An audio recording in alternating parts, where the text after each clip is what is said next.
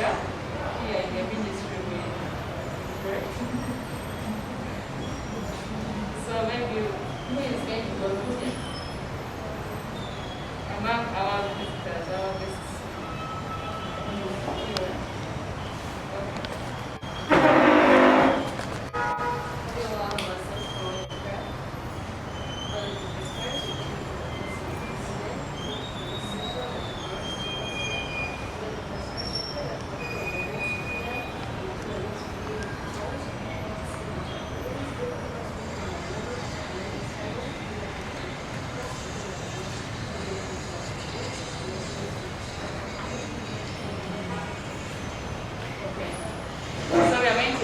Ourselves. Thank you so much for the prayer. You can begin from the extreme. Thank you very much for this opportunity. My name is Gloria Asimu. I'm a social worker currently doing business. My name is Hope Arukunda. I'm currently doing business. Dr.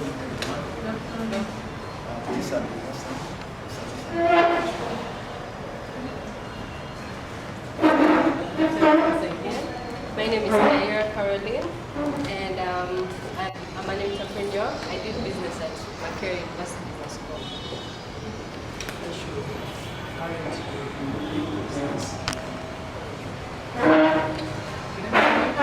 My name is Nachimisa Chugozinkata. I'm a nutritionist and I'm an entrepreneur. I make snacks. My name is Melissa Komkama. I'm a computer engineer and I'm practical when it comes to networking. I'm Daisy Nawa Sitting, a lawyer working with the Office of the Directorate of Public Prosecutions as an Assistant Director of Public Prosecutions. I'm Dennis McVeigh. I'm a senior officer of the ministry.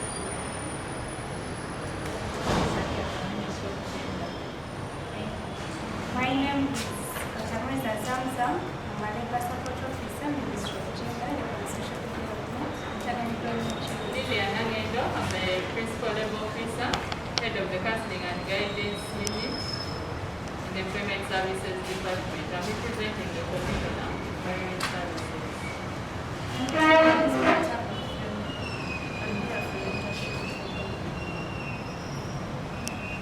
Okay, you're almost welcome to the ministry. Are you there with us? And be patient, we shall read it. So, without wasting much time, maybe from the ministry, I send I convey regards from the Commission on Employment Services, who has not been able to be here with us today due to a number of assignments, but is aware of what is taking place. So please be very participatory in nature. It's not an exam, it's not, no. So in case of anything, feel free to ask, to understand. We're taking you through the entire ministry, to understand the ministry structure, what we do in relation to promoting employment and decent work as the Employment Services Department, and key skills, employability skills that you need to have and acquire as you prepare for employment. Okay? So whatever is going to be discussed is very important for you. And also issues on sexual exploitation and human trafficking, or trafficking in persons. What are the key things that you need to know and take care of?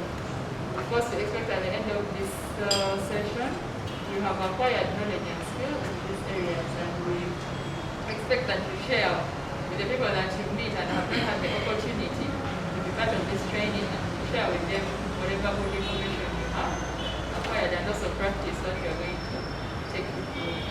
So at this juncture, let me take this opportunity to invite Mr. Mokai Dennis to take us through the training objectives and then an overview of the ministry. Thank you. Dennis, you're most welcome. And it aims to have a better standard of living with equity and social cohesion.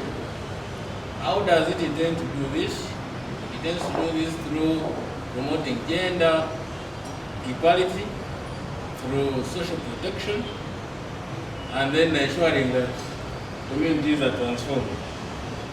In today's meeting, we hope that you'll actually attend this meeting and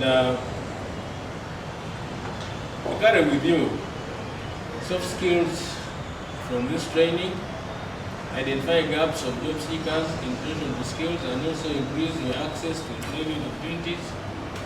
And also, from your feedback, we hope to develop a comprehensive mentorship tool and modules for reference for other job seekers and also employees that are interested.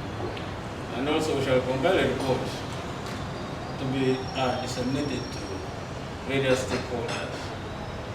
The ministry has about 3 directorates, but at the helm of the institution, you have our Honorable Minister of Gender, who is the Honorable Frank Tumweba.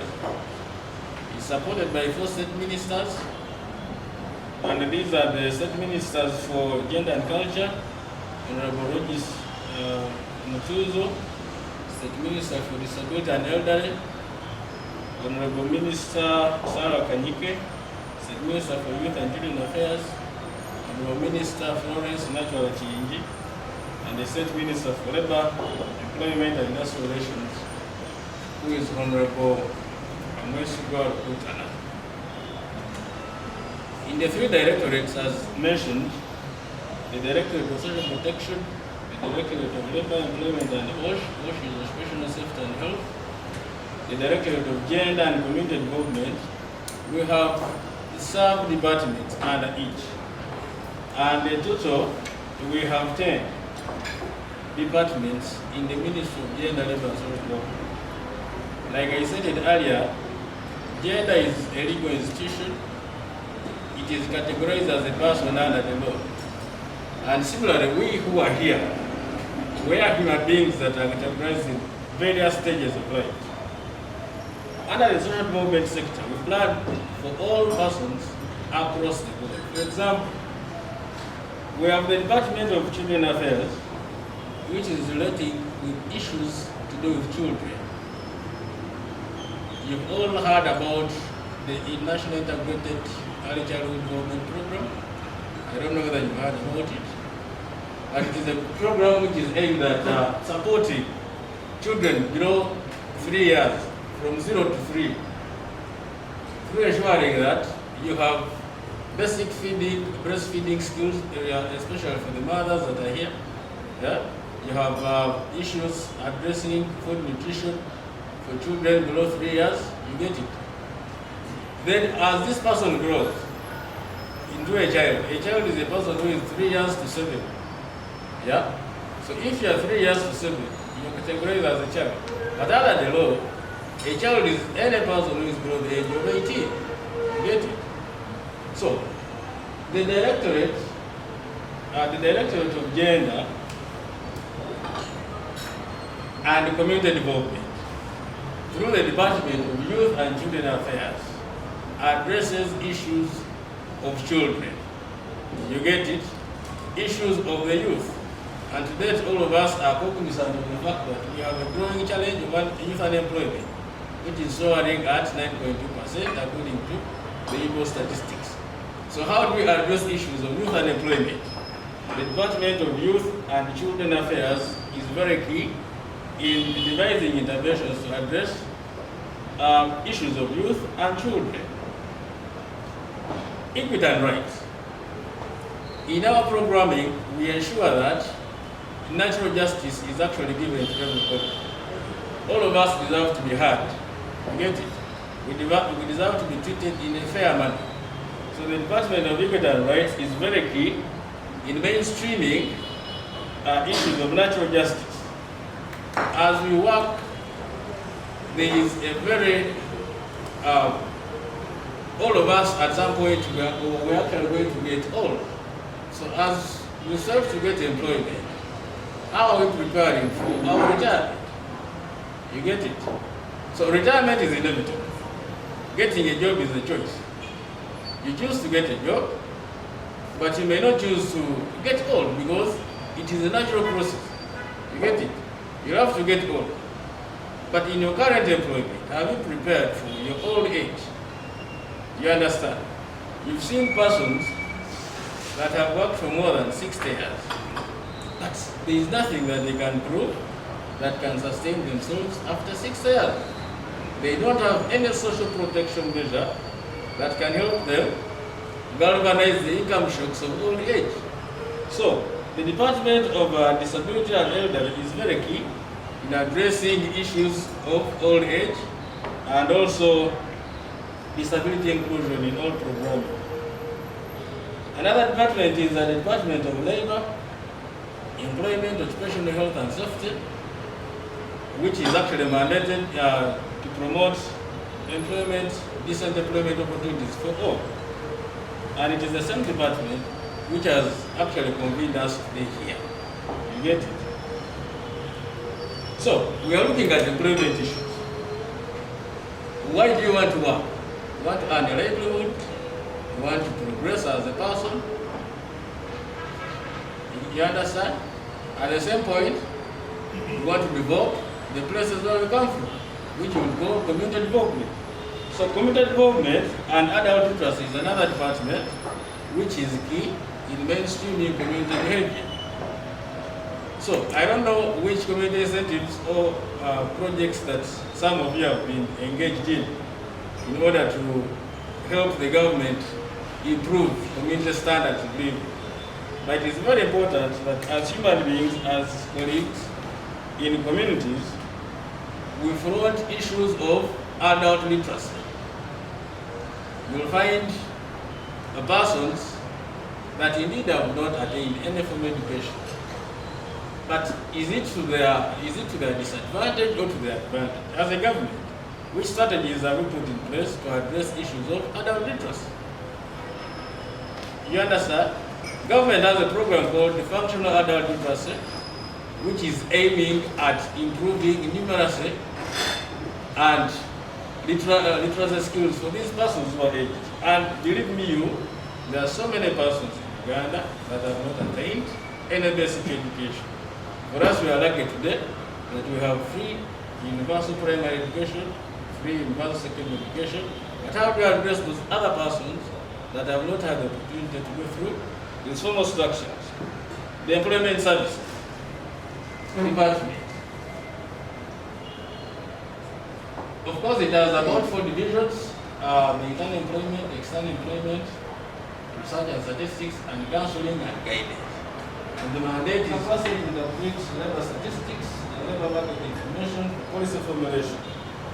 So if we know we have a problem of unemployment, how are we going to address both girls and boys so that they can engage in income generating activities for employment? Yeah?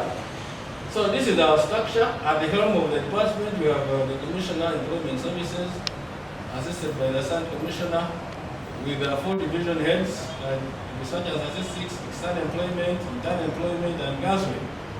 So under the guidance and job placement, career guidance, how are you supported to make a career choices? You get it? You are a person that has done IT, and you are interested in becoming a surveyor. You do correlate. Yeah? So career guidance is very key. How do we get through apprenticeships? I know one of the questions that you may actually pose to us today is that most employers require experience. But how do you get the experience that these employers require? Through some of these interventions that are listed as internships, volunteerism, and apprenticeships. Once you come to the career counseling and guidance division, it is clear that your intention is to get a job. But the division doesn't get you a job instantly. So through coordination with the internal employment unit, we do source for employers. And these employers are helped and matched with the job seekers, which is you and me. It doesn't mean that we are not looking for a job. I could probably be looking for another job, you get it? But through a job matching platform, which is hosted in the internal employment division, we do job matching. So you don't have to meet an employer at first instance, no. You look at your skills, and then correlate them with the needs of the employer, and if they match, we match you. It also does the registration of internal recruiting companies. You've had very many recruiting companies, labor recruiting companies internally. True North, Top Notch, NFT, consulting firms that aid government into recruiting personnel of different professions, and also monitoring and inspecting these companies to ensure that they conform to the labor standards as set by the guidelines, regulations, and the rules of the gate, which is the Constitution of the Republic of Uganda. Of course, being supported by the Employment Act. I know you are aware. So supposing you fail to get employment within Uganda, what are the options? In a bid to address unemployment, the External Employment Division relates with getting or sourcing jobs abroad through licensing credible external recruitment companies. You've heard about very many external recruiting companies. And these are addressing a problem of youth unemployment. You understand? So there is a demand for employment somewhere, and there is also a surplus in Uganda. But this surplus is not in relation to the number of skills. Probably we have shortages of jobs in Uganda. You get it? So the External Employment Division is seeking to address the surplus skills in Uganda and deploying them abroad where there is growing demand for the jobs or the skills that you have. So we relate with external migrant workers or intending migrant workers, the returnees, those that are coming in from abroad, be it Dubai, be it Arabia, be it Qatar, and also it also does the inspection to ensure that labor standards are there too. It is basically guided by a regulation and the Constitution of Uganda, and that regulation is the recruitment of Ugandan migrant workers abroad. Regulations 2005. Yes, then the Research and Statistics Division. Most of you have done research, and in this division, the division basically looks at aggregating labor market information. Any kind of information related to the labor market for your own consumption, and also informing policy formulation at various sectors. And so we are saying that the Counseling and Guidance Division provides services to those persons that are not yet in employment, the job seekers, the employed. All of us at some point have psychosocial support issues. We get stressed, we get depressed, we get anxious, and we need support from our colleagues. You get it? Through the Counseling and Guidance Unit, we are able to offer this support to employers, to employees, the job seekers, and also the other person that needs their help. As I stated earlier, that most people get retired and indeed die in a very short time after retirement. It means they have not been prepared to retire decently. So as we are getting into employment, we should plan for our exit and also sustainability in case we are not in gainful employment. So as a division, our key roles is to promote internships, apprenticeships, and volunteerism programs, participating in policy development. For example, the Counseling and Guidance Framework, Uganda, Private Volunteer Scheme being training institutions. Before departure for the migrant workers, all migrant workers are supposed to undergo a pre-departure orientation seminar to prepare them for the cultural shocks in the destination countries where they're going to work. So through these pre-departure orientation institutions, candidates are ably informed about what they are going to face in the world of work abroad. We also engage in soft skills development. For example, CV writing, how do you apply for a job, job sourcing or job canvassing. Like I earlier stated, that for us as a ministry, we don't have those jobs, but we canvass for those jobs from licensed companies that have the jobs for you. Then we also take you through interviews techniques, mentorship training sessions like these, and many others to prepare you to tackle your interviews efficiently. I will conduct mentorship trainings on career development for students. Like I stated, a person may be interested in becoming a pilot, but he may not know which subjects to undertake so that they lead him to becoming a pilot. So what do you need to become a pilot? Those are some of the issues that relate we will also guide students into undertaking proper choices that lead them to getting their dream jobs in future. And these are basically students, job seekers, and the employed. Me and you, some of you are working. Yeah? We conduct exhibitions and fairs for students, education of employers. Unfortunately, this year there will be no exhibition because of COVID, and also promote communication campaigns and advocacy and counseling and guidance initiatives through regional workshops. There are some of the interventions that we do.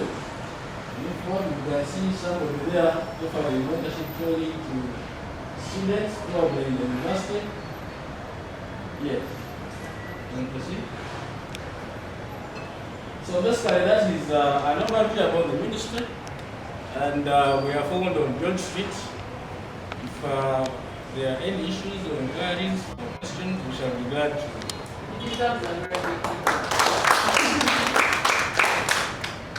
Thank you very much, Dennis, for a wonderful presentation. I believe now we have an idea about the ministry, what we do, the different departments, and where counseling and things. So the next presentation is basically the gist of the matter, why we are here, and it is important that now you pay particular attention. This time no moving out. Okay. You've taken something, but the asking for protocol will come in after this session because this is why we are here. So I request all of you that you put on your masks. So without wasting much time, you're going to take you through the mentorship process. So then you shall be able to identify at what stage you are. So there are 7 steps that we need to go through. Job seek application, career guidance and counseling, registration, pre-interview, what skills we need in those different stages, at the interview, placement, and post-interview stage, then mentoring and follow-up successful candidates. You can move. So most of you have gone through the first step, that's why we are here, and we looked at your information that we had. You came and filled in the job seeker application forms. Of course, you were prepared. You knew what kind of documents the ministry requires for you to be able to apply with the ministry as a job seeker. So we said that, of course, with this you need to prepare what documents. If you're seeking for a job, you need to have acquired certain qualifications and competences. Therefore, these will be accompanied by proof in terms of certificates, transcripts, O-level, A-level. If it's a training certificate, what is it that you did that you have to look at in the area of interest as a job seeker? Are you seeking for a job as a chef and you do not have any certificate, anything to show that you've really done something in catering yourself? So we need to relate to those requirements with your certificates submitted and the competences depending on the area of specialty. Of course, at this point, we expect you to have submitted your national, a copy of your national ID, one passport photo. If you're seeking for a job as a driver, definitely we expect you to attach a copy of your driving permit and anything else. So in step 2, of course, when you submit all those documents, of course you expect them that, of course as you're telling you this information, you will still have to inform others that you meet what is required. So they should be organized or presented and all that. So when you tell us that I want a job as a legal advisor, so we need to relate what you're telling us with what you have acquired. When you're telling this to a labor officer, the counseling and guidance unit, of course you need to be confident enough of what you're saying. Has someone just told you can seek for a job as an accountant, or as a nurse, or as a midwife, and yet what you're saying does not relate. So if you ask certain questions, then you should be able to respond effectively. Then of course in your communication, how do you do this? Verbally, we have to look at the different aspects of communication. How do you present yourself? someone asks, why do you want to seek for a job in this area? Are you willing to work for this organization? You should be able to communicate effectively which information you need. So that the person who is assisting you in this area really understands from your point of view and you're guided accordingly. Professionalism, of course, this will look at how do you present yourself. From the time you get to understand that ministry can help me seek for a job, and you leave home, how do you leave your bed? No? You just walk out with your slippers, with your attire, that you use maybe when you're doing your housework and just talk to the ministry. No, you need to be presentable in the way even when you're searching for a job, you don't have to be as if you're coming from somewhere. So that, because you don't know the people you're going to meet along the way, you don't know the person you're going to talk to. What if you meet someone who needs an employee at that point in time, and your presentation is not good enough, even the documents you present to someone are all wrinkled, they are dirty, So, of course, all those things we need to look at them. When we look at the registration process, of course, from the time we take you through the counseling session, having identified your interest vis-a-vis the documents you're presenting, because these documents do not stop at our division, our counseling and guidance, they have to be forwarded to internal employment, because with internal employment is the division that liaises with employers to see which vacancies are available, and definitely will have to submit your documents to this employer. Okay? So whichever information you provide is very important, and that's that hosts the database, internal employment database. So just for your information, job seekers are registered in this database for job matching and placement, having fulfilled all the requirements that I talked about. Of course, when there is an existing vacancy, and then assuming you are job matched and you're then if you're shortlisted and you're able, maybe we shall then give you further communication, maybe of the job, when to have the job interview, or when to come for mentorship sessions, or whatever. We expect that you really listen, you actively listen to whatever instructions you're given, so that we guide the next steps and the entire process. So, of course, from that stage, then assuming you have accepted to be shortlisted and maybe you're going to try out the next steps, definitely we have to prepare for the interview. Of course, we shall communicate, you'll be doing an interview set with such and such a date, this is the place, and so then we shall have to provide you with that information, but we expect you to take care of the important soft skills, that soft skills. These are personal attributes that enable someone to interact effectively and harmoniously with other people. Of course, with other people, because we expect that you're going to be at the interview, there will be an interview panel of different people. Someone in technical area, someone who's going to ask you questions, maybe nationally, internationally, someone who is a technical expertise in that area of specialty that they want you to be placed in. So then you have to prepare for the interview. Never go for an interview when you have not prepared. Okay? Just like when in school, we used to prepare for tests, exams, and things like that. Why then do you take this stage? Don't be serious. So you have to prepare. When we say prepare, we really get clearly the instructions, which organization is it, what kind of job am I going to be interviewed on, where am I going to meet, for what time, be vigilant and do some research. If they tell you carry along your academic documents, please carry them. Let them be organized and also organize yourself. Your mindset change. You have to have a positive mindset so that you are able to prepare yourself and know that I'm going to take up this opportunity to go for this interview, and definitely I will emerge as a successful candidate. Once you know that maybe you put your mind to think that you are not able to go through, definitely you will not. Usually practice in front of their mirrors. You assume that the mirror is not just going to ask you, how do you know? How do you see it? How do you respond to certain questions? The non-verbal communication. Are you at the interview panel? You're always moving, you're holding your hair, you're touching, whatever, So you need to be very consistent, so that you have to work at that. So you need to practice. You can even tell someone to practice. Ask me about this, then you guide me very much. Organizational skills, how you present yourself. Organization starts right from yourself. The way you dress, the shoes, those little nitty-gritties. What kind of bag have you carried in your academic documents? You know? What kind of handbag? What kind of are you putting on? So you need to prepare what you will, how you will appear before the interview. Research, read about the organization.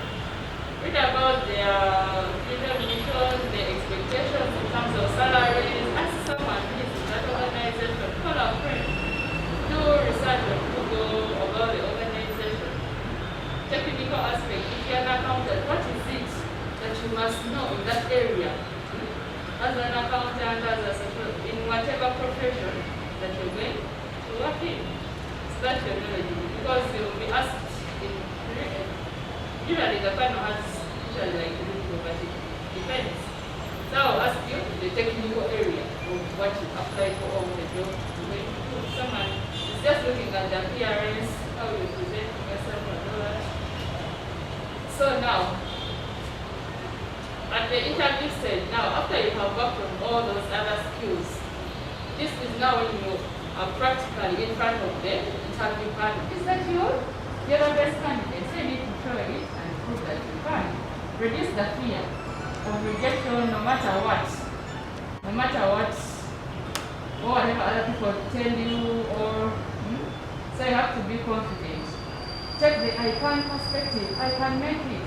Even when it is your 100 yet interview, still have that positive attitude. One time, one day, you will still make it. I mentioned about the effective communication, verbal and non-verbal. Please pay attention to those ones. And of course, you need to respond according to what is being asked. Okay?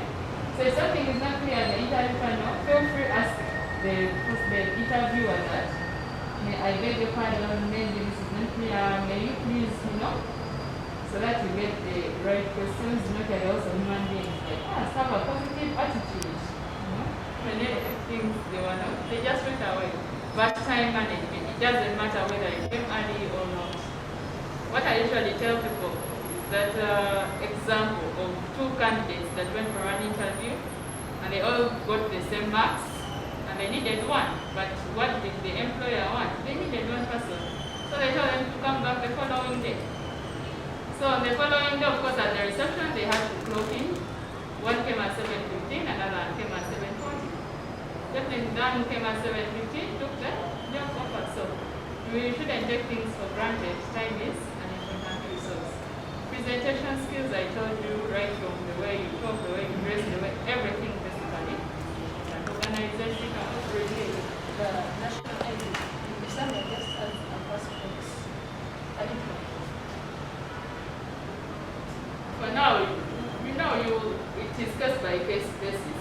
But you see, most organizations, even the bank, they want a national ID. Okay? So unless we can just take in your application, then you consider, but you need to also work on that. I'm not saying that you cannot submit. You can submit and the process goes on.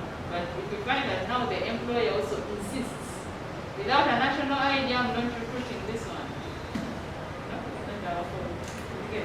But it's okay, you can encourage them to come. Anything else? Okay, the others you cannot. We can have our next presenter who is going to take us through youth unemployment during this COVID era. What is it that we need to look out for in this period as we help to unpack the aspect of unemployment? So, Madam Fufu, you're welcome. Thank you so much. Good afternoon, everyone. My name is Fufu Ichunagai, a labor officer here in the Ministry of Gender, Labor and Social Development, in particular the Counseling and Guidance Division. Most of your faces are not new to me. You've at least gone through it. And I'm glad that you're all here and you're on our invitation. So I'm taking you through something, just a brief of how I would encourage the youth to go about unemployment during the post-COVID era.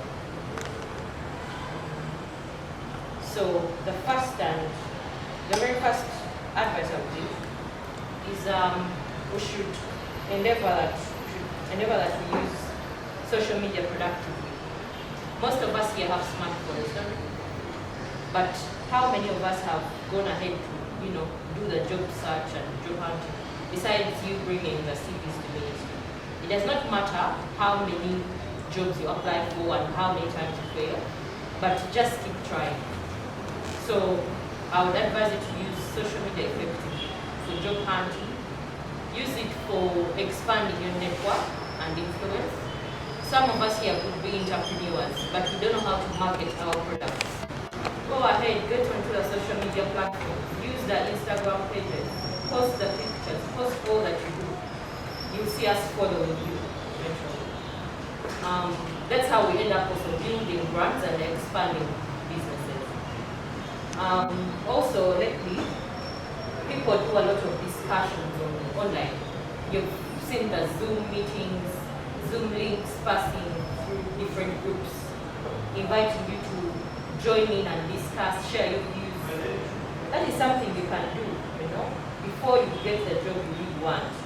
You can still do something for yourself using something that is already on your social media. I would also encourage you to embrace entrepreneurship and innovation. How many of us here have thought of opening a few small-scale businesses for ourselves? Yes, maybe you thought of something, right? But have you opened it up? Oh, interesting. You see, so you do not have to wait for only the formal employment. You can still go ahead and, try and open up something for yourself. Let the formal employment get you along the way. So I would encourage you to do that. And the skills you need for entrepreneurship, help me slide. The skills you need for you to embrace the entrepreneurship, of course, you need the technical skills, Lately it's an era of .com. Most of our things are done online. We need to know how to use the internet, we need to know how to use the computers, how do we use the phones to even apply for the jobs, how do we use the phones to, consult those entrepreneurs that have made it. Personal skills, of course, those are soft skills. How do you communicate? Present yourself regardless, you're an entrepreneur. How do you present yourself? How do you communicate? Are you a team player? Management skills. You've started up something for yourself, but how do you manage this little something? That's where most of us go wrong. We fail to manage whatever we have started. Adaptability, networking skills. When you're an entrepreneur, the best you can do is always network, because at the end of the day, these people you have met, these crowds you have been to, are the ones that are going to support your small hustle. You know that. Even right now when we're here, endeavor to know each other. Oh, I do this, I plait hair, I sell shoes. That's how you really get successful with entrepreneurship. And then, of course, an entrepreneur is a delegator. You can't always do everything by your own. Some of you that have your small businesses, you are here right now. It does not mean that the businesses are not moving on outside. So you have to learn to share and delegate tasks to various people. Of course, all those skills there are relevant for entrepreneurship. Those that would really wish to have this, we can share with me your email address and we can always share. Then, next slide, please. I would also encourage you to do something called volunteerism, apprenticeship and internship. Personally, I'm a labor officer in the Ministry of Gender. I did not get here just from nowhere. I started as a volunteer and I've done that for 1 year. And eventually I was retained. So I'm now an employee. You can still do that somewhere else. You can still there are plenty of organizations that request for volunteers. Regardless of however little they could pay you or they would not even pay you, you just go in for it because you're gaining experience, and by the time you get out there for the jobs you really want, you are somewhere. At least you're not zero experience, you are somewhere like 1 to 3 years of experience. So I encourage most of you here, all of you actually, to take part in the volunteerism apprenticeship and internship. The skills you need for that, of course, you have to be committed. When you are a volunteer, you don't have to take any opportunity for granted. You should always be dedicated, disciplined, and try to achieve whatever to do there. Communication, how you present yourself. Make sure, I always tell people that everywhere you go, at least endeavor to leave a mark, a good mark. People cannot forget you in case of any opportunity. At the end of the day, when something comes up, they always be like, oh, there is Kulthum here, she can handle this. So endeavor to always leave a good mark everywhere you go. Be it volunteerism, be it in internship, and all that. So strong work ethics, work integrity, employers look up to such people who have work integrity and who have strong work ethics. You can't be a thief and you expect to be retained because you are a volunteer. So you have to check through your ways and adjust accordingly. Team player, you can't always do something alone.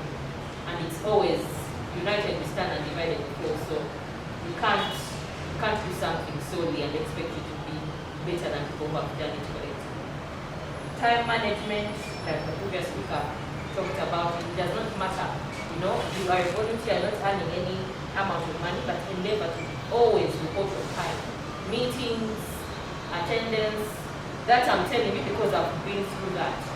It does not have to be like, even though I don't receive any pay, I should be coming late. Now you see, at least it got me somewhere. I'm now somewhere, I registered and signed somewhere. So, take use of that. And lastly, I would encourage you to participate in vocational training programs. There are plenty of programs out there. Some could be through school and like skilling and all that, like YMCA, those colleges that teach people a few skills here and there. And then others could just be in groups. You could have friends and you're like, okay, let's go in for this course. Let's learn how to make liquid soap. Let's learn how to bake. That's how at the end of the day you'll be able to cover unemployment by yourself. Because all of us work, but at the end of the day, no one wouldn't want to be their own employer. So work towards achieving that and think out of the box, because right now it's post-COVID era. You all know that most organizations actually laying off. Others, are downscaling, others, just like that. So you just have to be innovative enough, think outside the box. What can you do for yourself as an individual? So with all that, I wish you good luck in everything you do, and thank you so much. Thank you, Madam Agari. For that, I think it was inspiring, especially to us. Now, without wasting much time, I request that if you have any questions, just note. So there is another team that is coming immediately after us to use this space. So we are having the next presentation, an exciting presentation in relation to sexual exploitation and trafficking in persons from our legal consultant. So I urge you to pay much particular attention to all she's going to say, because it is really very useful to all of us. So at this juncture, let me invite Ms. Daisy to introduce herself once again so that we can understand her better.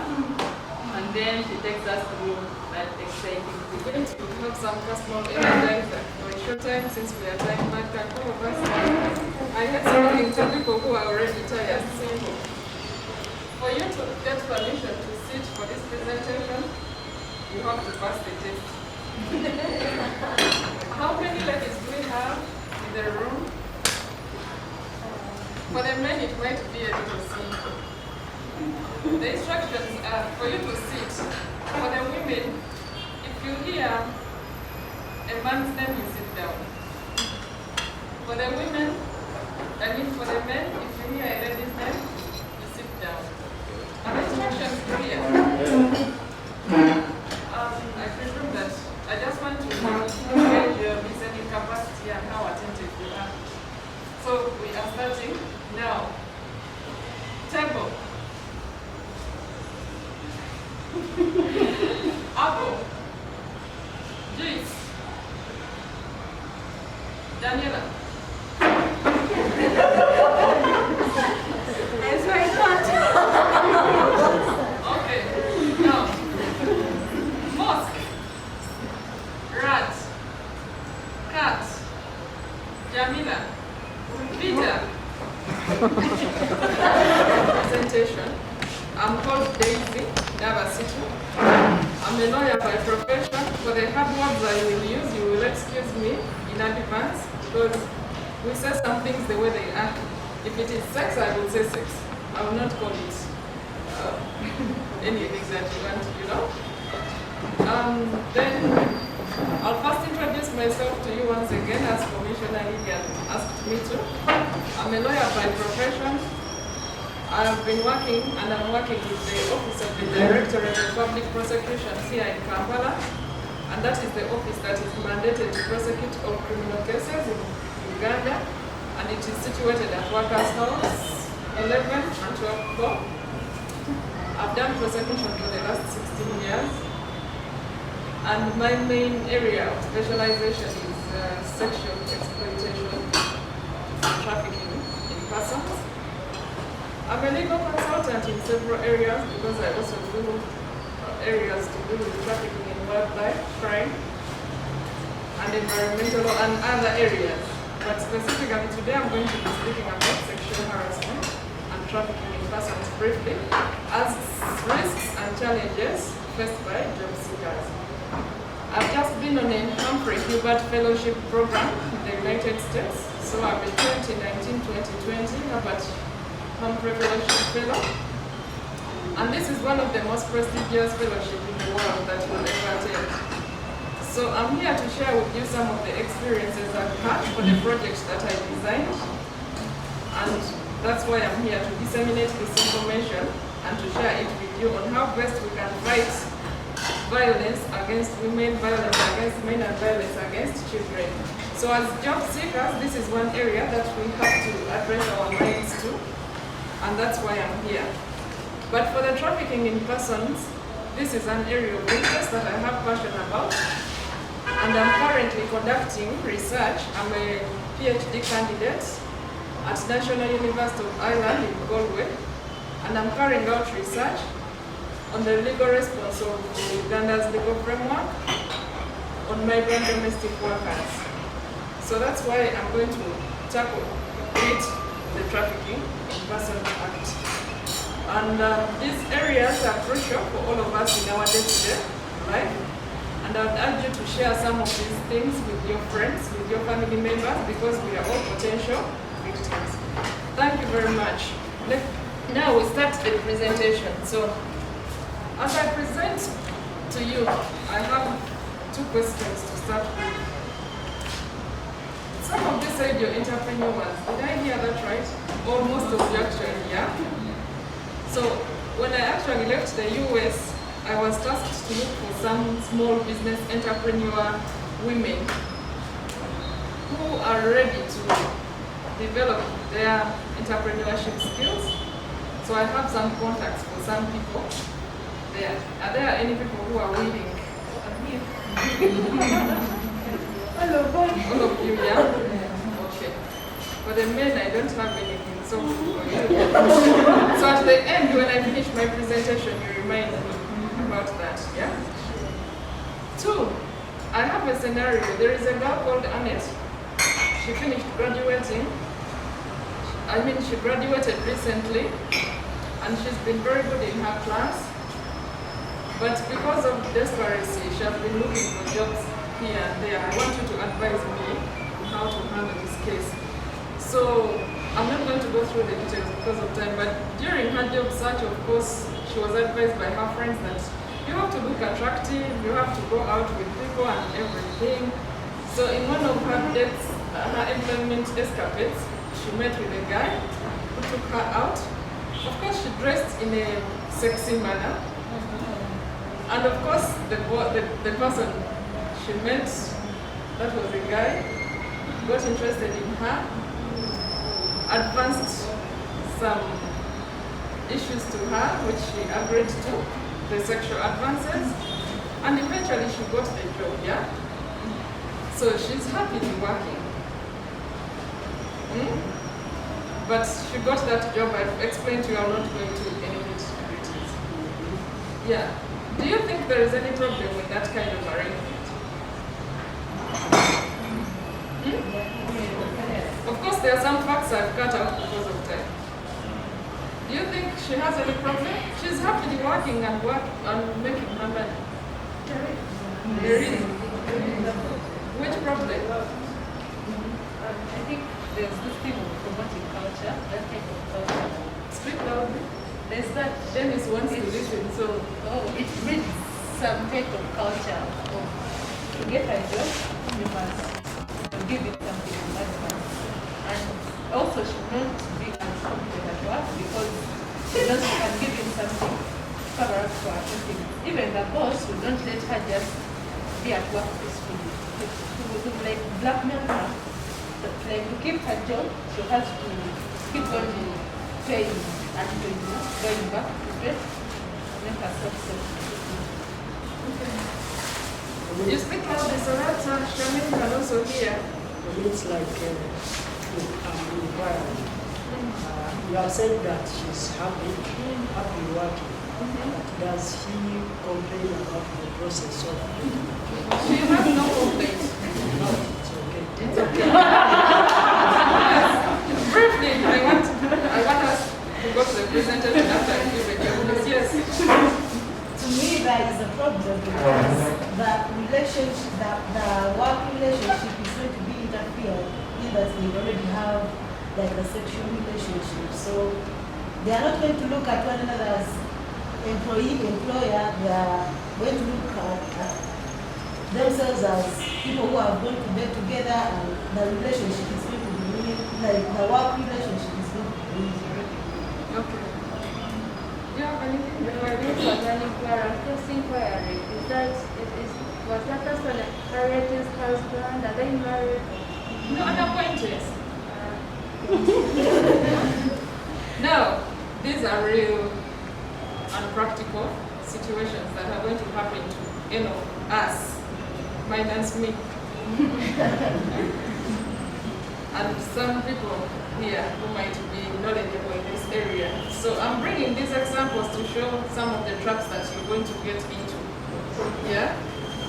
So my topic is going to be about sexual harassment during job search and at the workplace. So as you're looking for jobs, you're going to get into trouble sexually. I know you'll have other troubles, but now my focus is going to be on sexual harassment at the job and during the job search.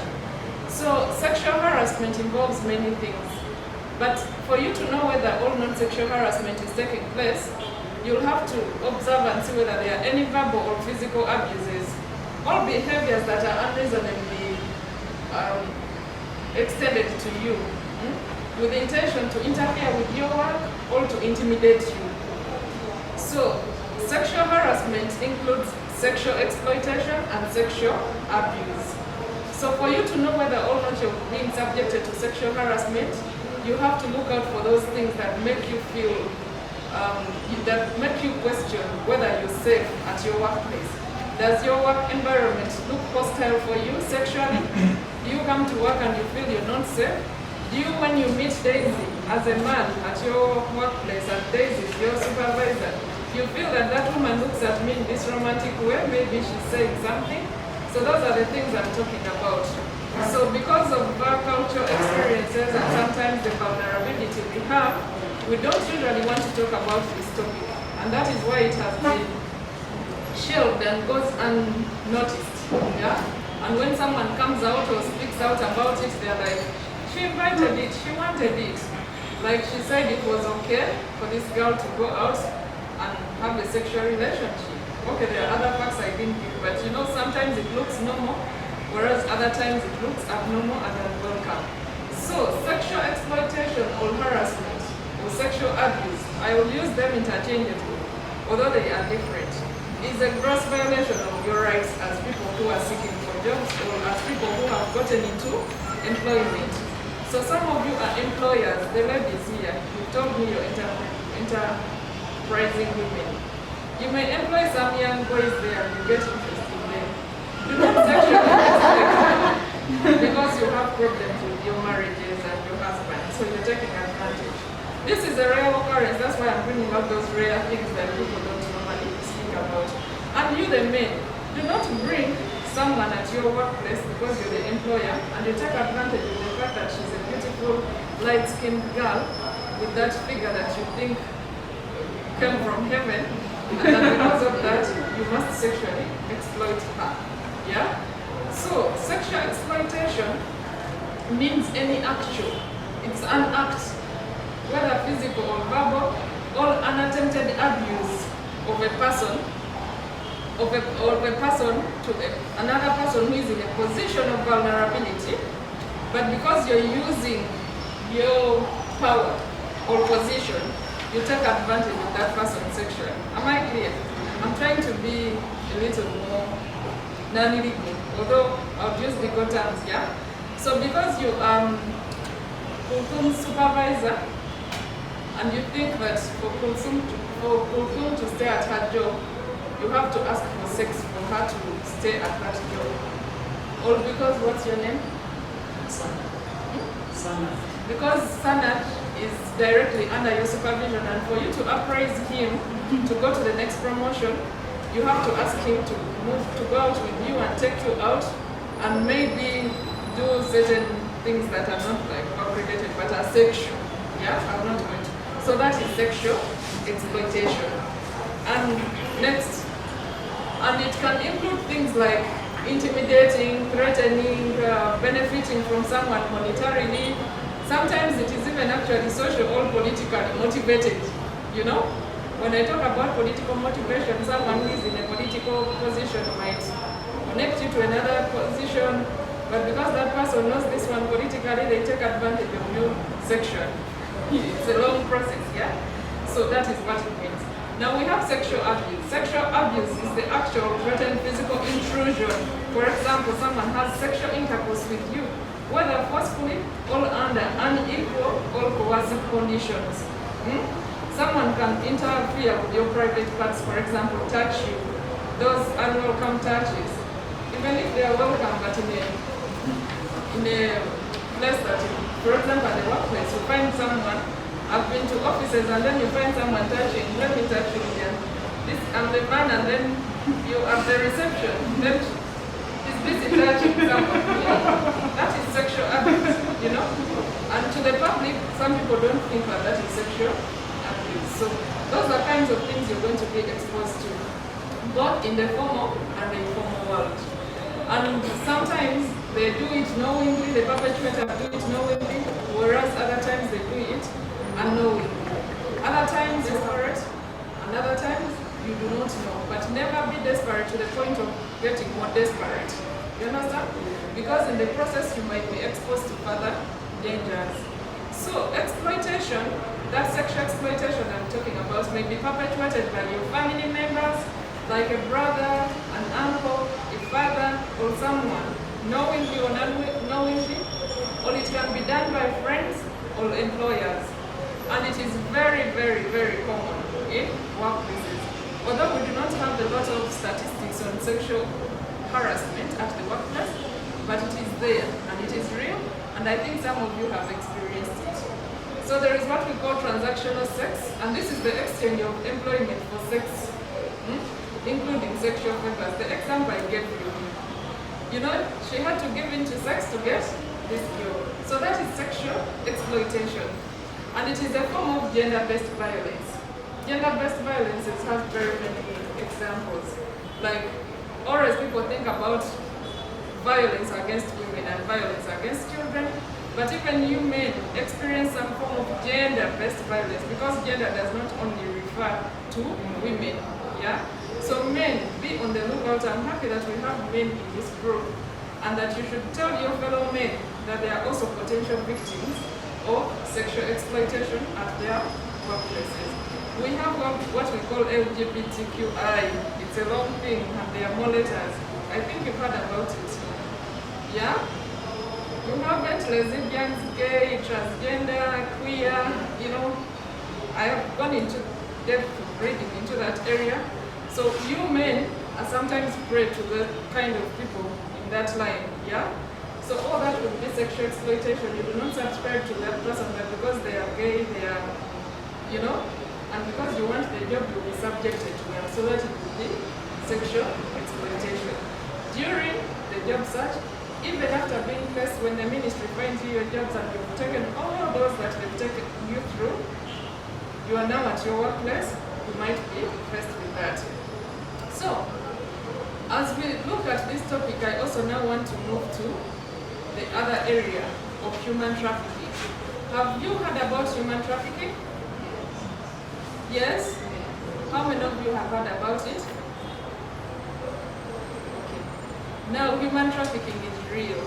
And when we talk about human trafficking, we are talking about, simply put, a status where someone enslaves you or puts you into a situation of slavery. We heard about slave trade. It is real. Now, it is a more dignified way. These days it is dignified. You might be trafficked in this ministry at this point in time and you don't know that you're being trafficked, yeah? So that's what I'm trying to talk about. I'm not saying that you're trafficked now, but I'm saying that the places where you might be trafficked might be decent places like such spaces, yeah? So, and who can be trafficked, if I may ask? Yes, trafficking has no age difference or age, it is not a category of ages. From the young people, even to the very old people as old as my mother, can be trafficked. So for you to know whether you're in a trafficking situation, you have to look out for the three elements. First of all, there must be an act, there must be a means, and there must be a purpose. So for you to know whether there was an act, what is the act? The act is recruitment. Someone gives you a phone call and says, what's your name? Carol. There is a job at, give me a company name. Okay, let me say at MTN. I don't want to use these examples because these are bad things you say. I'm sorry. So you hear the big name and you're like, oh, I'd love to work in MTN. So the person calls you, come, and we meet at Hotel X. So the fact that you moved from where you are to this hotel, that is the starting of the trafficking business, you see? So that is the recruitment. They are recruiting you. So what is the means? What means are they using you? They might deceive you, they might threaten you, they might intimidate you, they might deceive you to come to this place. So you come. That is the second element. The third and last element is exploitation. So when they get you there, they will tell you now, for you to get this job in this company, you have to sleep with this person, for example. You have to do A, B, C, D. And when you look at the term they are giving you, it is coercive, it is something that is against your will, or actually exploitative in nature. Am I clear? So when you realize that these three elements are in the transaction you're doing during your job search or your workplace, know that it's human trafficking. So I don't want you to think that human trafficking is for only these people who go to the Middle East. Even here in Uganda, it is common. And the purposes are usually for transactional sex, that is sexual exploitation. Yeah, that is the major, when you read about human trafficking, that is the major purpose. In all countries, even developed countries, they'll take you here and take you to another country, and you'll end up being a prostitute, working as a prostitute, but they take you under the disguise that you're going to be a housemaid. You're going to work in the supermarket. So sexual exploitation is at the top of the list of the purposes, yeah? There is forced labor, there is forced begging, there is forced criminality. Someone might recruit you here and tell you, see, we have this company, then they are going to recruit you into terrorism actions, yeah? That is what we call forced criminality. You did not consent to it. There is domestic servitude, there is organ removal. You know about organ removal? They can take away your organs. They take you to hospital, induce you, and then before you know it, you can't understand it. Then lastly, there is forced marriages. So Uganda is a source country. They get you from here and take you to another country. It is a transit country. They can get you from Rwanda, bring you here, and yet they are taking you to Ethiopia. It can be a destination country. They can get someone from Tanzania and bring them here. So you qualify for all these things. And therefore, one thing you have to be alive to is that job seekers are potential. You guys are potential victims of human trafficking. And you don't know whichever form they will get you, but they can trap you. Yeah? So make sure that you do not end up into trafficking situations because you're desperately looking for jobs. Now, when we move on, briefly, I just wanted to tell you that it's a global problem. It's not only here in Uganda. Some of you may not know the gravity, but it is very grave. And you must make sure that as you're looking out for your friends and families who are telling you about these very lucrative jobs, they might be the traffickers, yeah? They might deceive you and subject you to exploitation. I know you've heard of stories of people who come back and tell their story of how they were deceived and lied into trafficking. So what are the effects of trafficking in persons? These very effects also apply to sexual harassment. These survivors, you know, after you have gone through this, we call them survivors, yeah? We sometimes don't want to call them victims because of the language. You see, the feminists do not want that word victim. So that's why I'm using the word survivors. Because you survive. The survivors experience mental and physical and psychological trauma. Survivors of both these things, trafficking and sexual harassment. You're depressed, you go into depression, sometimes you have anxiety, you fear, you lose your memory, you feel guilty. Can you imagine sitting in this meeting, and this is, for example, your company meeting, and you're sleeping, X is sleeping with Y. And because you disagreed on something, maybe she proposed something sexually and you refused, and you know that they're going to make a decision about you, so you feel guilty. Sometimes you're even ashamed to go out, maybe for company occasions, because you know everyone knows that X slept with Y and maybe they are married. Yeah? So those kinds of effects are during and after these things happen to you. So how is the recruitment done? The recruitment is done by offering help. Other people pretend to be your friend, others are potential romantic partners. You know, as you're looking for jobs, you're also looking for potential partners. And you don't know who you will meet in this journey. So whoever is appearing or pretending to be that potential romantic partner of yours might be your trafficker. Yeah? And other times they coerce you to meet them and they take advantage of you. You've heard of people who have been kidnapped and all those stories because you love the thrill, you want to slay, you want to do whatever you want to do. So as you're doing whatever you want to do with your life, be conscious that you might end up into a trafficking situation. So who are those people who can subject you or perpetuate the sexual exploitation and trafficking of persons? I've told you those are your family members. Even your own father can do it unknowingly. Your friends, because the perpetrators always go through the people you know. And your employers. So what are the examples of work-related sexual harassment? Unwanted and uncalled for sexual attention. You see someone is caring about you. Oh my dear Shamin, did you have lunch today? Did you go out? How do you feel? You know, sometimes it is too much and you don't know why this person is making these unwanted sexual attentions, yeah? They're like, oh, that dress you put on, I like it. Every time you put on those jumpsuits, you make me feel like that woman I dream about in my dreams. You see? Like, they make these advances. Meanwhile, they are trying to harass you sexually. Yeah, we have the physical contact and touching. You know all those things. You're passing like in a corridor, and then someone says, "Oh, you smell good," and then they touch your butt. You know, they touch your butt, and you're like, "Yeah, he loves my butt." That is sexual harassment. Yeah. Then they make sexual comments about your personal clothing. Yeah, like the person maybe who puts on those tight-fitting clothes or trousers for men. I know someone. I don't speak about that person. Like. Whenever he sees men putting on these fitting shirts, you call them the slim fit. I think the lady just fell in love with because a particular man will not edit with concern, yeah? He would make that, oh, I love that six-pack of yours when you put on, all that is sexual harassment, yeah? There is appreciating someone to a certain level, but there is exceeding level.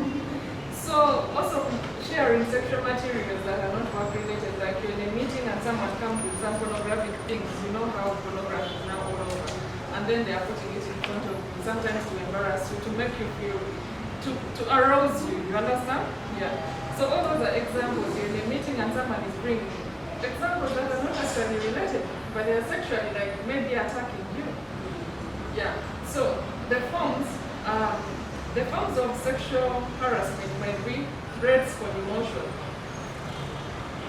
After someone has requested, or your employer has requested, or your colleague has requested, because it's not only employers, even your colleagues.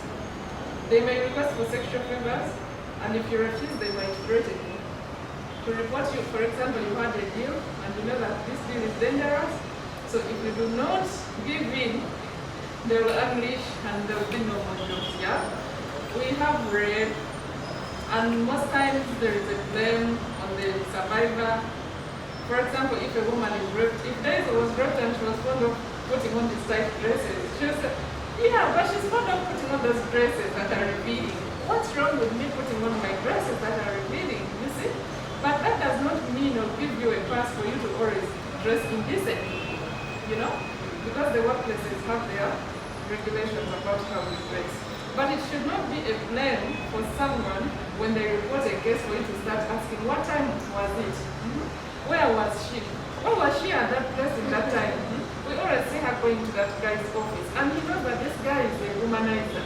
So you start like blaming, So that should not always be an excuse for someone to abuse or sexually exploit someone. Then sometimes you're pestering, or someone is pestering you for days an unwelcome sexual suggestion or invitation. Can you please come to my home? Come and visit me over the weekend. I mean, you know that you have no business at someone's home, and they are welcoming you next. So these are some of the examples that can go unnoticed, but they are always happening. So when this happens, we should address our minds to the fact that there is laws and policies in place. There are national laws, but there are also laws at institutional levels.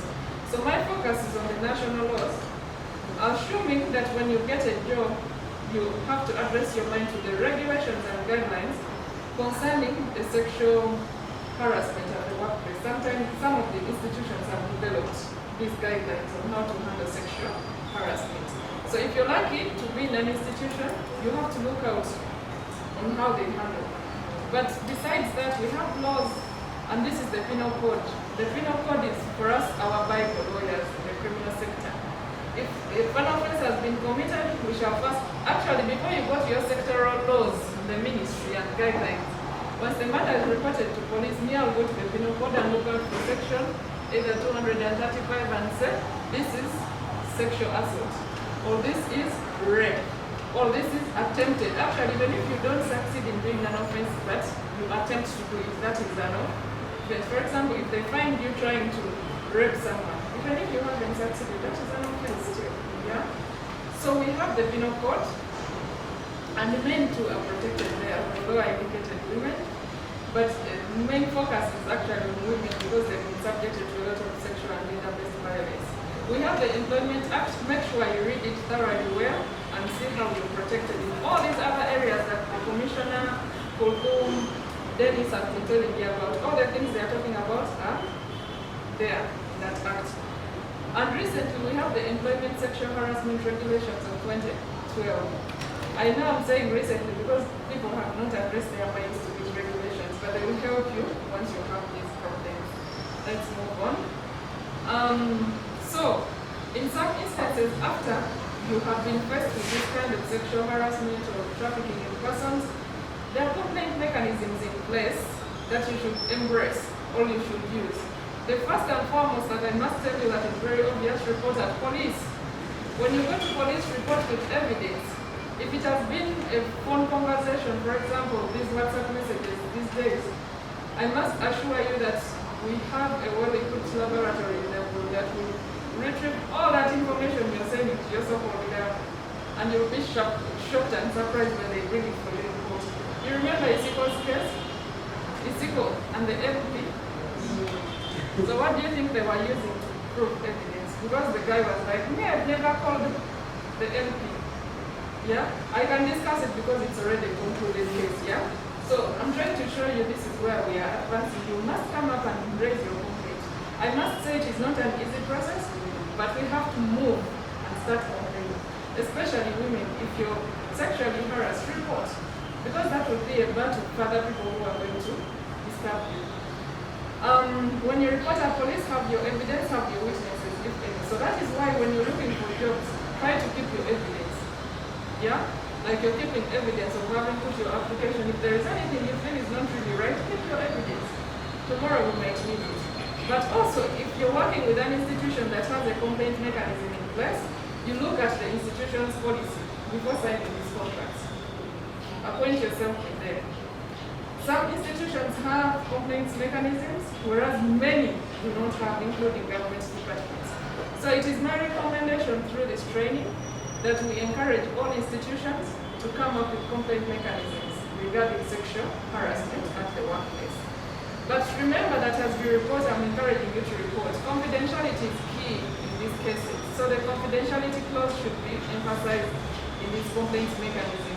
But also you as you report, do not come and say, and for example, the person in charge of receiving those complaints, because like where I work, we have the sexual harassment. We have a committee that deals with that. Yeah, it's newly established. So if I'm the chairperson of this committee, Carol, you've come and reported to me. I don't expect you after reporting to me to go to Lillian and you start also explaining to her. You see, I went to Daisy and told her about how this guy, John, has been harassing me and what have you. And you expect at the end of the day that Lillian you're telling will not tell her, will not tell him, and then it becomes a public secret.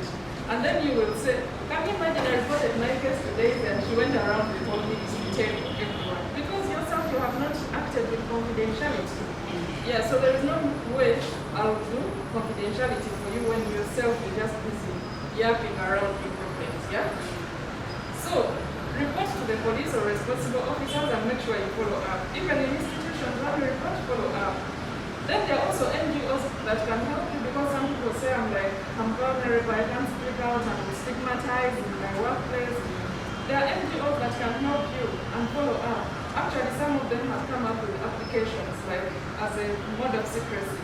When you complain, they'll keep all your information and they'll do the investigations for you. But in all this, ensure that you have your evidence that is reliable. Yeah? Do not just wake up and say that this Dennis has been harassing me every time. When I sit next to him, he writes to me love notes. But you have no evidence. Or you come up with something that Dennis wrote to you one day, maybe you are in a meeting, and then you say, this is what Dennis wrote to me. You know? And this evidence is not what? Reliable. But I must caution you that please, this area we are dealing with is very sensitive. It can ruin someone's life, someone's employment, someone's status, yeah? So avoid false and malicious complaints. Because resultantly, it might turn against you, and you might never like it all your life. There was a story that has been running in the media, I didn't want to talk about it. So I do it for 14 years, you go abroad, you take pictures, and then reach having a nice time. Then 14 years after you say that this person has prevented my promotion to a senior level, he has been harassing, you start now making allegations. Because the malicious complaints will affect you and the person will complain against. Yeah? So avoid malicious and prosecute successful. I'm about to conclude. So the challenges we are actually facing, this is my second last slide. You might be wondering that I'm talking about this sexual exploitation and abuse and trafficking in persons, but we are not seeing any change. Efforts are in place to try and fight.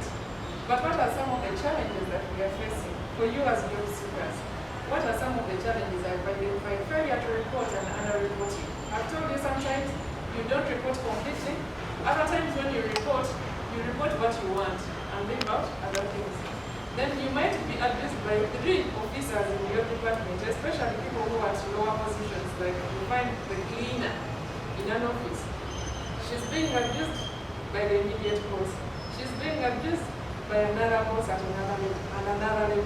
So what the cleaner does, she will only identify Daisy and say it is Daisy because maybe me, I'm at a low level, you just want me to get off your case. And they leave the other.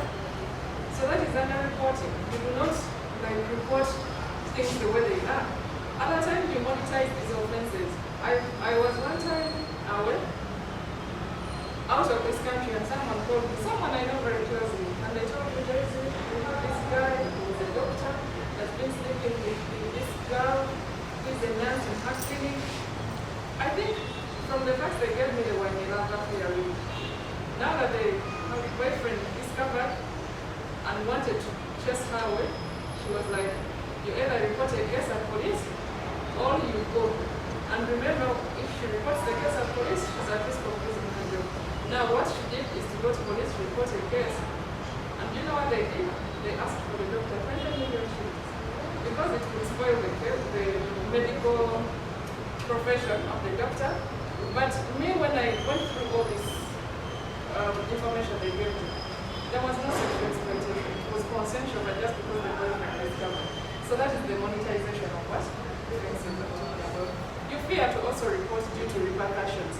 Sometimes you are in an organization, you know, that if you report and your colleagues get to know, you will be stigmatized.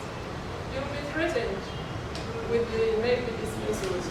Other times you don't even know whether you're supposed to report.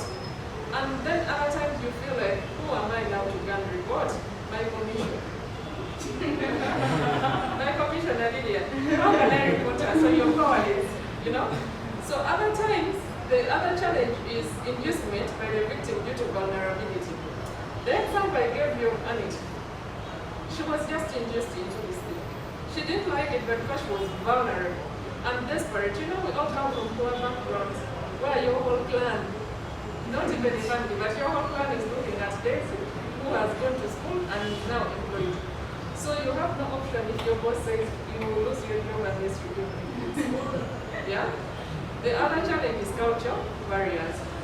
I know of a girl one time when I was in court, when her mother was sitting there, and the father, we had gone through the evidence of defilement now for you to be raped. You know what it means to speak out to the judge and say, I will ask you, what did, give me a man's name.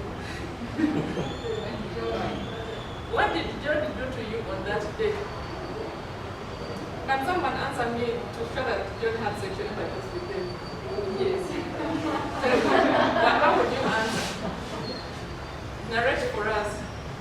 I just want you to tell us that John got me, he romanced me, and did the action. And tell me, what did you do? Me, I would say it, but I don't want to give you the answer. I would say it after, because I'm used to these things. Whether you say a very big word or you say the vagina, it will be vagina. You will be sensitive. You understand? Tell us. On this day, John came to Mary and got him done.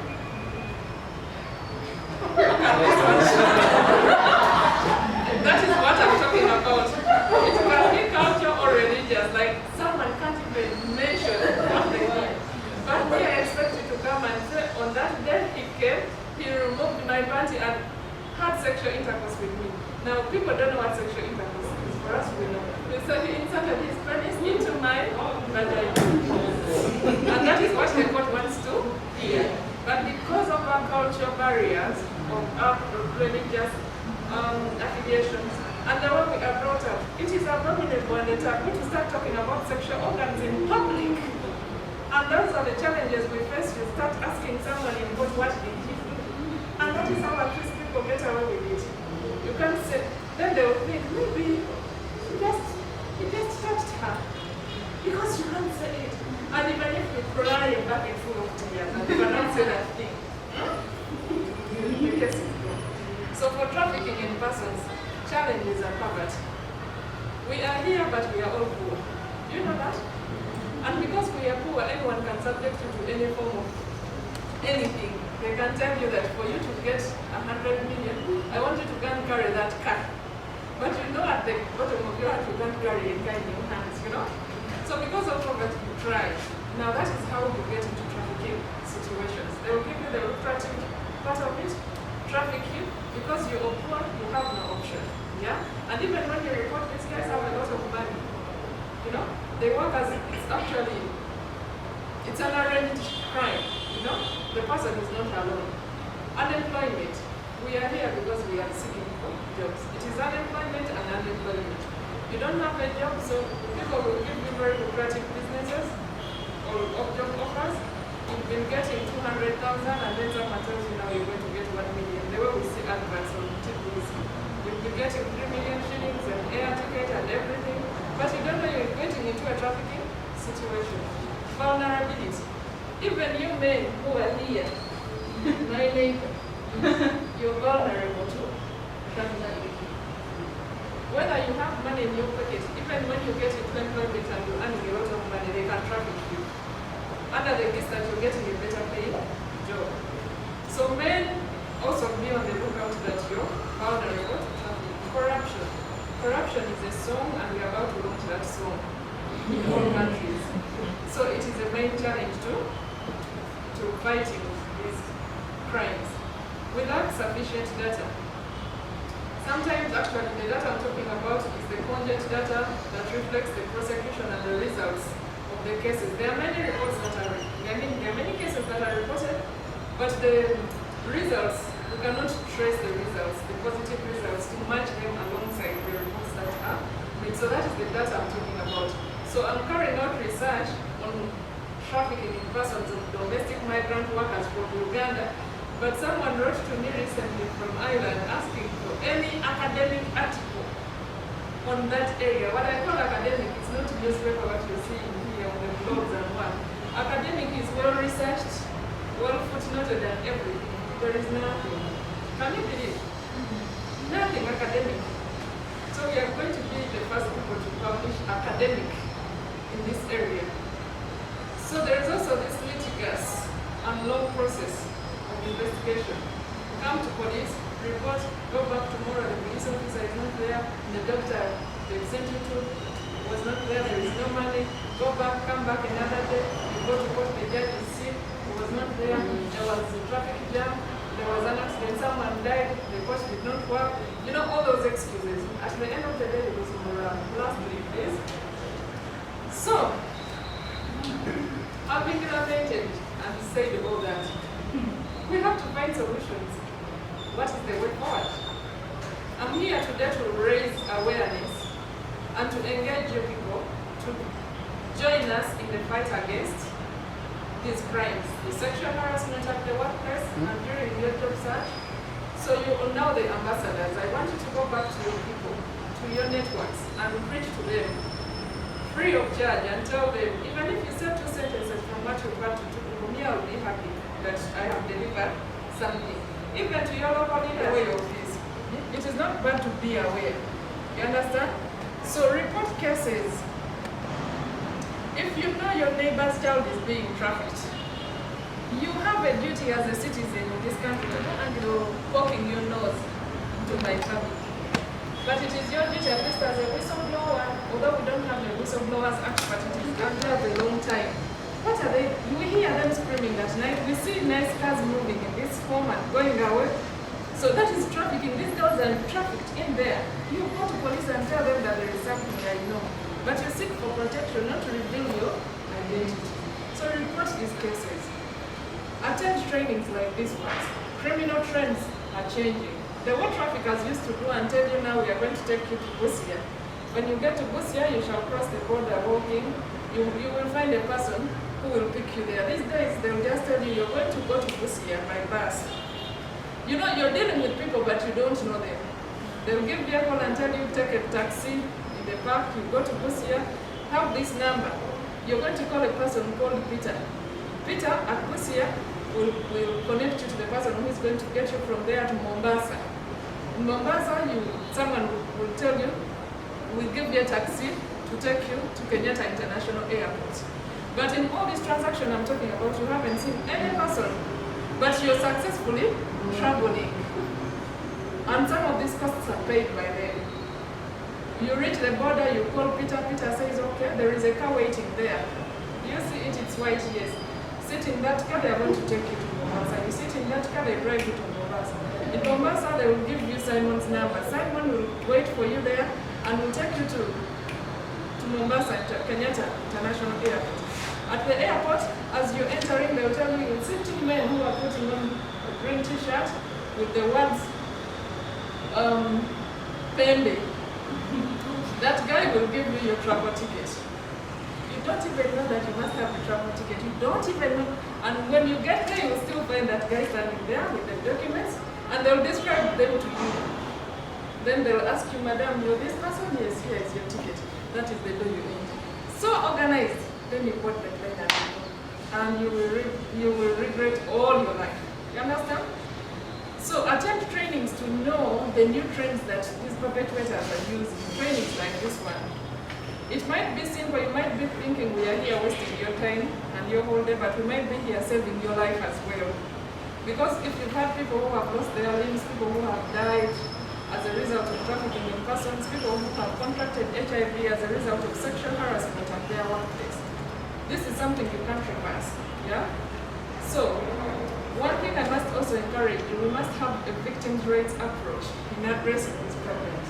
When I talk about victim rights approach, I'm speaking to encouraging survivors and victims to speak out and not to blame them. There is a tendency in Uganda for people to blame a victim or a survivor. Why did she dress like that? Why does she go to bars? Why don't they rape them, for example, who go to bars? Then you start saying, that girl is always going to the bars. What is she looking for in the bars? I mean, who are you to start judging her? What are the bars meant for? So we must start appreciating the victim's rights approach. Find out, okay, she went to the bar. Now when she went to the bar, did she tell you to rape her? She came dressed in a skimpy dress, and you as the employer, you were not interested. Did she tell you to kiss her or to touch her private parts? You understand? So this, look at the victim herself. She has her rights to dress the way she wants, not for you to start blaming and saying, that is a slave girl. She looks like a prostitute. She's putting on long nails. You know, you start now blaming. And it's very common with women to women.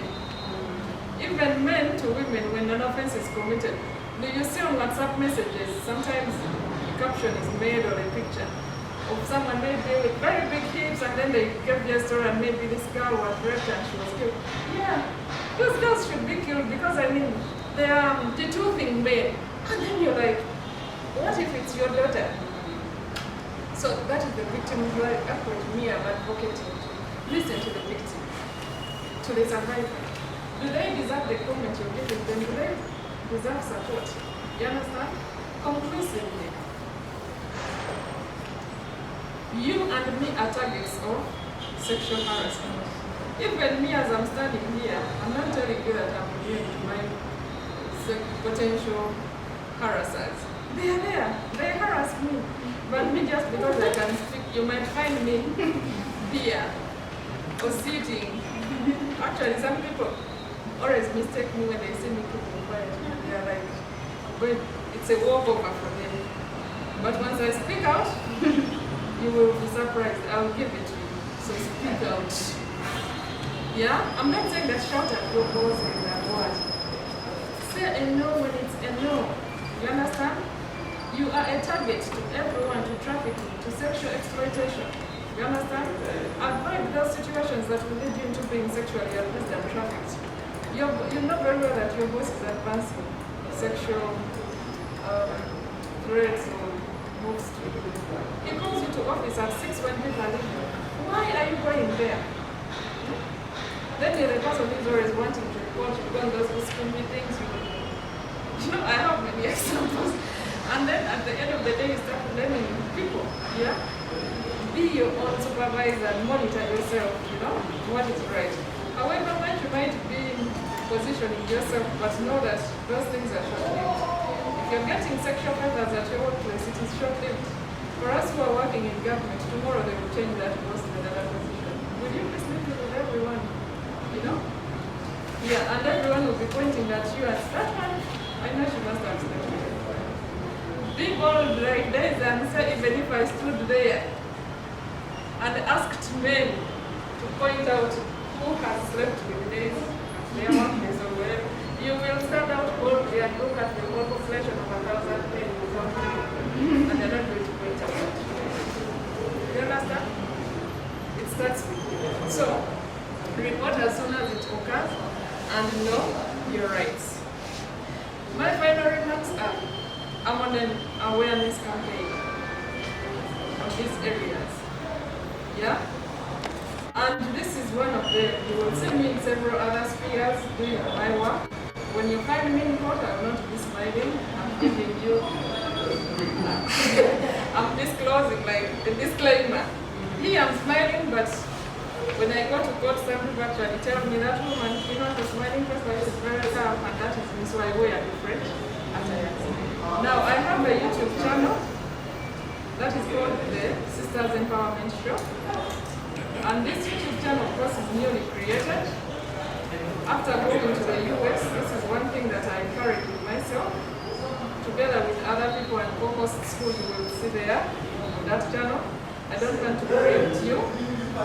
And our intention is to raise awareness. It is in Luganda and English. Some shows are in Luganda and English. So you will get some of this useful information, the labor rights laws, the rights of people who are going abroad. There are several areas we are going to work in here. I would encourage you to like, to share, and subscribe. To comment. If you need me for advice, I'm here. I'm a mentor of people in different areas. So I want you to embrace technology as you search for your jobs, as you advance your businesses. Technology is the way to go. No one ever thought that the world would come to a situation where you never meet again and go on Zoom. Yeah, you Google Teams and whatever. I'm studying as I speak now. I'm studying. I'm supposed to be in Ireland, but because of COVID, I'm here. But I'm attending classes. So I'm encouraging you to embrace technology. Give up on those phones, those ones, as you're looking for jobs, because these days interviews are being conducted virtually.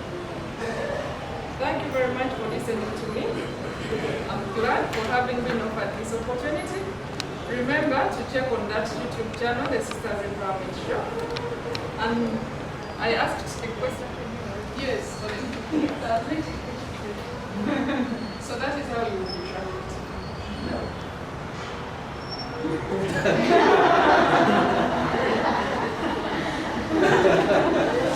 Okay, clear? Yeah.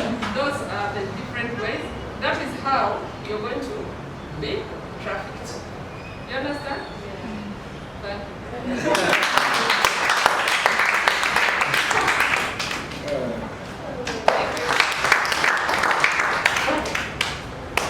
Yes, as we look at our program, I think before you, we have the evaluation forms.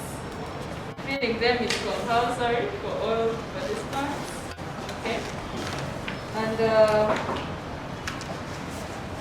yeah, once you fill them in, you please submit your evaluation form to that desk.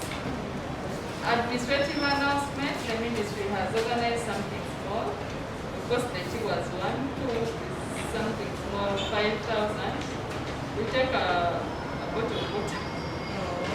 Just to, and please remember to practice all we've told you. Yeah, and share with others. Look out for other forums, research, online, Google. Of course, you invest some little money on data. 500, 1,000. If you want to download big documents, but look at the information you need to read it. If you use only 1,000 is enough to get information. Without download it. It's really helps. I think that was 1,000. How much So, may you just raise your hand so that you can attend if you feel it. Yes. Speak louder because I may About the volunteerism ministry, are there any that you can apply to as a way for the process? There is a link, Uganda Graduate Volunteer Scheme. But then they have also criteria. You should have completed university and more than 4 years. So I think we are in 2020, so you should have completed in 2016. So that you can, yeah. So you can check it out, UGVS, Uganda Graduate Volunteer Scheme. You said you can share our emails, that you can share with us the slide. Oh, yeah, you, Shami, there, have they kept their email addresses? They should indicate Meaning indicate this evaluation process. So in case of anything, any question, any assistance, we are available. The ministry, you get a job opportunity offer, you need to go for an interview, you can come, we can help you and prepare you. Yeah, free of charge, ministry, government does not charge anything. I'm saying the ministry, our department, our division of counseling and guidance is open to anyone. Assuming you're out there from this training and tomorrow, maybe you had applied somewhere and you've been shortlisted, you have an interview. You can walk in, then we take you through of the basic things, free of charge.